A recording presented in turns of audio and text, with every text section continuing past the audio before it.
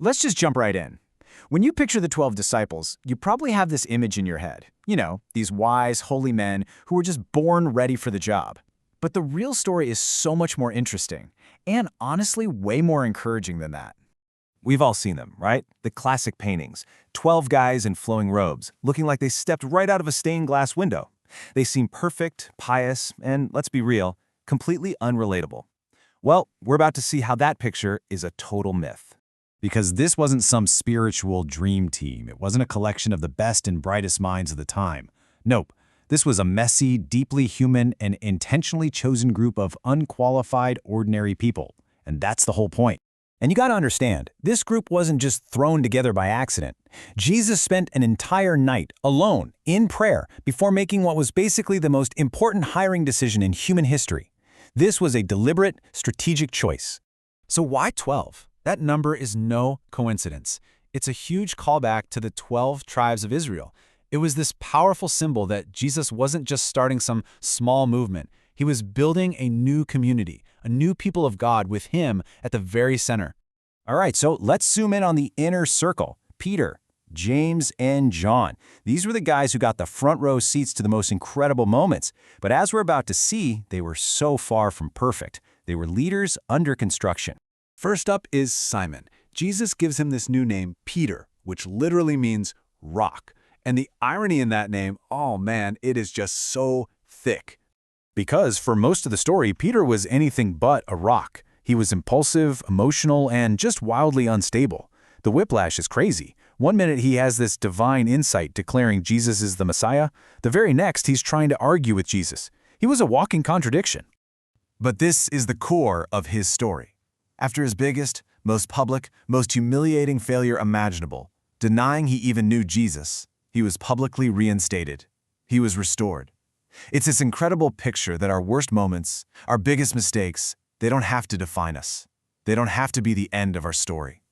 Next up, you've got the brothers, James and John. And get this nickname Jesus gives them, Boanerges, which means sons of thunder. And trust me, that was not a compliment about their deep voices. It was a direct comment on their fiery, hot-headed tempers. And you see this thunder all the time. They literally wanted to call down fire from heaven to destroy a village that rejected them. And later they try to pull this major power move, asking for the top 2 spots in Jesus' kingdom, which of course made everyone else furious. They had a ton of passion, for sure, but it was all raw and totally self-serving. But just look at the transformation over time. James ends up being the very first apostle to be martyred. His incredible passion finally points in the right direction. And John, the other son of thunder, he becomes known as the apostle of love. I mean, talk about a complete 180. Now, beyond that inner circle, the crew gets even more unlikely.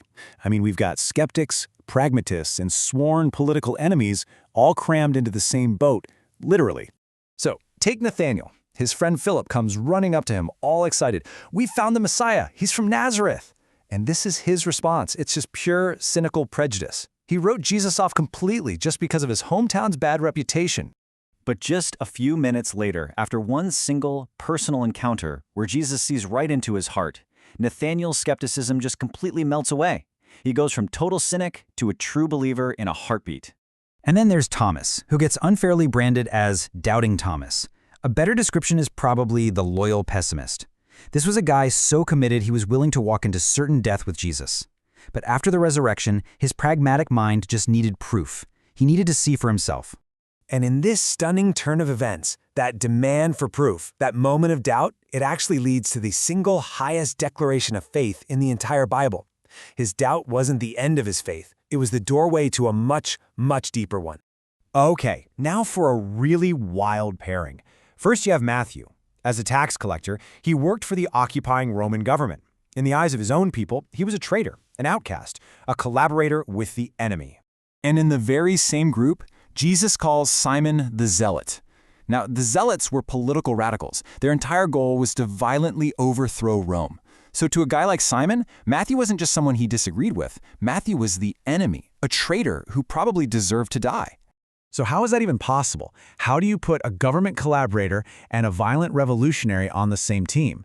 The very fact that this group could even exist was a miracle. It proved that a new allegiance, an allegiance to Jesus and his kingdom, was bigger and more powerful than any earthly division you could imagine.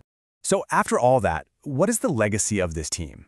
What are we supposed to take away from this strange collection of fishermen, tax collectors, and radicals? Well, of course, we have to mention Judas. His story is it's a chilling reminder. He saw all the same miracles, he heard all the same teachings, but his heart was never truly surrendered.